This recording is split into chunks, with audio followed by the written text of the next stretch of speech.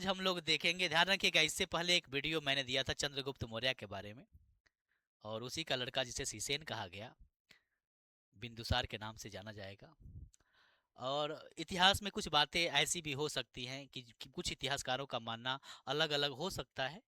तो उम्मीद करते हैं मोटा मोटी हर एक जगह की बातें लेकर के यहाँ पे चले जाएंगे, क्योंकि पाषाण काल हो गया या वैदिक काल हो गया या कहा जाता है कि सिंधु सभ्यता हो गया, कुछ बातें ऐसी भी होंगी कि कुछ लोगों का मत अलग अलग हो सकता है। लेकिन मेरे यहाँ से जो भी बातें दिए जाएंगे, उम्मीद करते हैं कि आपके एग्जाम के लिए 100%, 99% काम करेगा।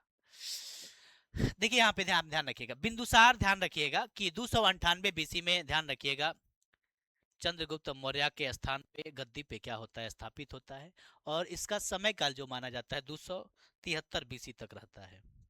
और उसके बाद जब जिक्र किए जाएंगे तो अशोक के बारे में बात किया जाएगा। और यहाँ पे देखिए, थोड़ा सा बात ध्यान रखिएगा, मैं कहता हूँ कि बिंदुसार का ही नाम है सिंहसेन, या इसी को ध्यान रखिएगा अमित्र चेटस के नाम से भी जाना जाता है, या इसी का एक और नाम परिचित है, ध्यान रखिएगा, अमित्र घात के नाम से भी जाना जाता है। एक बात कही जाती है कि चंद्रगुप्त मौर्य और दुर्धरा का एक संतान हुआ जिसका नाम बताया जाता है बिंदुसार, या उसी को क्या कहा जाता है, सीसेन कहा जाता है। हेलिना सेल्यूकस निकेटस की पुत्री थी। और ऐसी बातें की जाएगी तो ध्यान रखिएगा चंद्रगुप्त मौर्य के भी संतान हुए होंगे।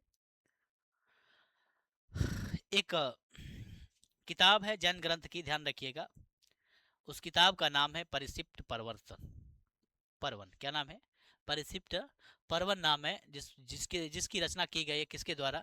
तो हेमचंद्र के द्वारा। किसके द्वारा रचना की गई? हेमचंद्र के द्वारा। अब उस बात में यह बात लिखी गई है, कहा जाता है कि बिंदुसार को कहा जाता है ना कि शत्रुओं का नाश करने वाला कौन था? तो बिंदुसार था। क्वेश्चन पे पूछा जाए कि शत्रुओं का नाश करने वाला शासक किसको कहा गया? बिंदुसार। देखिए यहाँ पर भी कई गो बात बढ़िया विभेद चलती है कि शत्रुओं का नाश करने वाला अगर मान लेते हैं कि बिंदुसार था, तो अशोक को कहा जाता है कि तक्षशिला के क्षेत्र में विद्रोह हुए थे, तो उस समय अशोक को भेजा गया।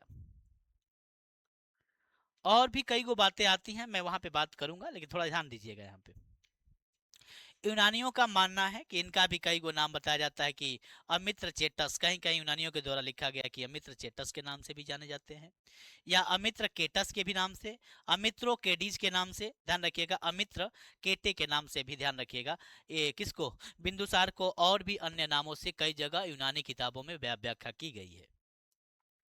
आप ध्यान रखिएगा, वायु पुराण में कहा जाएगा, तो वायु पुराण में भी बात किया गया कि भद्रासार के नाम से भी जाना जाता है। कौन? तो ध्यान रखिएगा, बिंदुसार। तो इनका कई जगह कई नामों से भी इनको पुकारा जाता है। एक बात ध्यान रखिएगा कि दुनिया का उस समय की बातें कर रहे हैं, तक्षशिला जो जगह था, ध्यान रखिएगा, प्रथम विश्वविद्यालय पूछा जाए तो ध्यान रखिएगा सबसे पुराना विश्वविद्यालय तक्षशिला विश्वविद्यालय है। और तक्षशिला विश्वविद्यालय है, ध्यान रखिएगा, तक्षशिला वाले क्षेत्र में एक जगह था जिसका नाम बताया जाता है क्या? अमात्यो। क्या नाम था उसका? अमात्यो। अमात्यो वाले क्षेत्र में विद्रोह होता है, और उसका ध्यान रखिएगा, एक बात पूछा जाएगा, तक्षशिला क्षेत्र का उस समय शासक के रूप में जो व्यक्ति था जिसका नाम था सुसीम, यही लड़का है जो बिंदुसार का, ध्यान रखिएगा, बड़ा बेटा है। यह उसको क्षेत्र सौंपा गया था। और कहा जाता है कि बिंदुसार जो था ना, ये जनता के विरुद्ध नीतियों का क्या कर रहा था? जनता के विरुद्ध नीतियों का अवलंबन कर रहा था, यानी कि जनता के, कहा जाता है इससे, जनता बहुत नाराज थी। जनता के निर्णय पर यह उतावर नहीं हो पा रहा था, और इससे कहा जाता है कि जनता बहुत नाराज रहती थी। और यह जनता ही क्या कर दी, एक समय ऐसा आया कि ध्यान रखिएगा, तक्षशिला वाला जो क्षेत्र है, अमात्यो वाला जगह पे, कहा जाता है कि विद्रोह कर दिया। इस विद्रोह में माना जाता है कि अशोक को, ध्यान रखिएगा, इस विद्रोह को दबाने के लिए किसको भेजा गया? तो अशोक को भेजा गया था। और अशोक, ध्यान रखिएगा, अशोक का भी क्षेत्र था कि मालवा, और ध्यान रखिएगा उज्जैन वाले क्षेत्र में प्रशासन कर रहा, प्रशासन का क्षेत्र दिया गया था किसको? अशोक को। अशोक का दो प्रशासन क्षेत्र, प्रशासनिक क्षेत्र था, एक था मालवा, दूसरा नंबर क्या है? उज्जैन है। इन क्षेत्रों में क्या अशोक का, ध्यान रखिए, कार्यभार था, लेकिन अशोक को भेजा गया कहां पे? तो ध्यान रखिएगा तक्षशिला वाला क्षेत्र, जो क्षेत्र का नाम बताया जाता है क्या? अमात्यो वाले क्षेत्र में जाता है। और जाने के बाद ध्यान रखिएगा अशोक ने इस विद्रोह को क्या कर दिया? दबा देता है। और भी कुछ बातें इनके कहा जाता है बिंदुसार के बारे में कुछ बातें की जाए तो ध्यान रखिएगा। यूनानी एक लेखक था जिसका नाम था एथिनियस। क्या नाम था उसका? एथिनियस था। एथिनियस कहा जाता है कि सॉरी, यूनानी एक लेखक था जिसका नाम क्या था? एथिनियस था। और सीरिया का एक राजा था जिसका नाम बताया जाता है कि एंटियोकस। क्या नाम था उसका? एंटियोकस प्रथम। ये सीरिया का शासक था और शासक सीरिया का था। और बिंदुसार, ध्यान रखिएगा, बिंदुसार पत्र व्यवहार के द्वारा इनसे कुछ मांग किए थे। और मांग क्या थी? ध्यान रखिएगा, मीठी मदिरा, और ध्यान रखिएगा सूखी अंजीर, और तीसरा नंबर में ध्यान रखिएगा दार्शनिक। तीन गो मांग किए थे। कौन? तो बिंदुसार। किससे? ध्यान रखिएगा सीरिया के राजा से जिसका नाम था एंटियोकस प्रथमा। कहा जाता है कि बिंदुसार ने अपना क्या किया कि इनसे, ध्यान रखिएगा, पत्र व्यवहार के द्वारा यानी पत्र में लिख करके यह मांग किए थे। कहा जाता है कि मीठी मदिरा और ध्यान रखिएगा सूखी अंजीर एंटियोकस जो था वो तो मान लेते हैं दे दिया, लेकिन ध्यान रखिएगा दार्शनिक नहीं दिया था। और दार्शनिक का मांग किए थे कौन? ध्यान रखिएगा बिंदुसार। और बात मानी जाती है कि जो नाम है एंटियोकस प्रथमा जो था, इनके सभ्यता में चाहे जैसी भी इनकी परंपरा हो, इनकी परंपरा में दार्शनिक को दिया नहीं जाता था, मानवता का यहाँ पे बट मानवता को लेन देन नहीं करते थे लोग। लेकिन बड़ी जिक्र के बाद या कैसो भी कर करके एक व्यक्ति भेजता है। कौन? दार्शनिक के रूप में एक व्यक्ति को भेजता है। कौन? ध्यान रखिएगा एंटियोकस। उसका नाम था डायमेकस। दार्शनिक के रूप में आता है किनके दरबार में? ध्यान रखिएगा बिंदुसार के दरबार में आता है। सीरिया के शासक के द्वारा भेजा गया रिक्वेस्ट करने के बाद। शायद ऐसा लगा उसको भी कि शायद इनको दार्शनिक का जरूरत है, तो शायद दार्शनिक के रूप में एक व्यक्ति को भेजा था जिसका नाम क्या था? डायमेकस। एक बात और भी यहाँ पे आती है कि अच्छा, ये बातें तो हो गई कि डायमेकस आया था, सीरिया के शासक के द्वारा भेजा गया।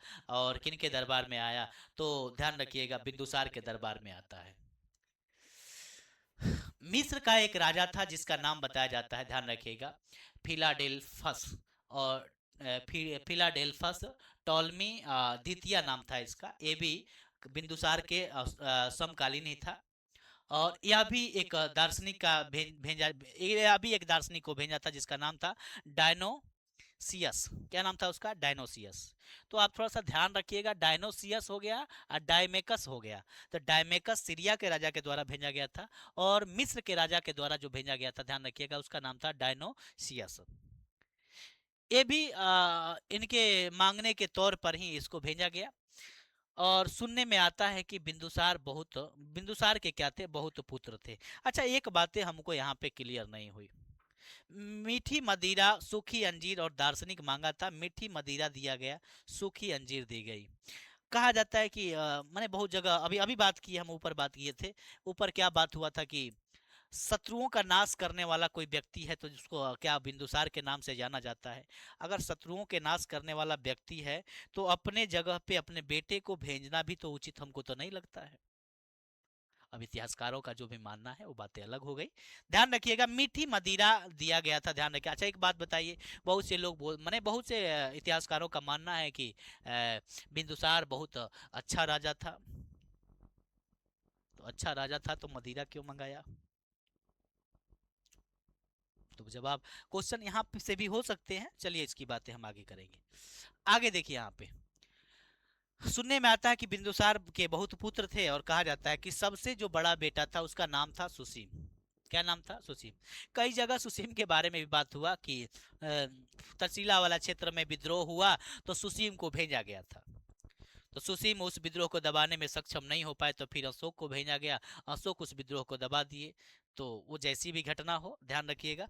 आगे तक्षशिला वाला क्षेत्र ऐसे तो बताया जाता है, मेरे मुताबिक तो मानना है कि तक्षशिला वाला क्षेत्र का जो राज्य कार्य संभाल रहे थे उसका नाम क्या था? सुसीम नाम था। और अशोक को जो दो राज्य दो स्थान दिए गए थे, उज्जैन और ध्यान रखिएगा मालवा। उज्जैन ध्यान रखिएगा क्षिप्रा नदी के तट पे बसा हुआ है। उज्जैन किस नदी के तट पे बसा हुआ है? क्षिप्रा नदी। और एक बात पूछा था, मालवा की गंगा किसे कहा जाता है? तो क्षिप्रा नदी को ही कहा जाता है। मालवा की गंगा किसे कहा जाता है? क्षिप्रा नदी को ही कहा जाता है। और एगो दिव्या वदान एक ग्रंथ है जिसमें कहा जाता है कि बिंदुसार के बारे में लिखा गया है कि बिंदुसार आजीवक संप्रदाय को मानता था। आजीवक संप्रदाय का मतलब हुआ कि सभी धर्मों को बराबर मानना, किसी को विशेष रूप से कोई उसके हाँ मतलब कोई विशेष रूप से किसी धर्म को मानने की कोई बातें नहीं थी।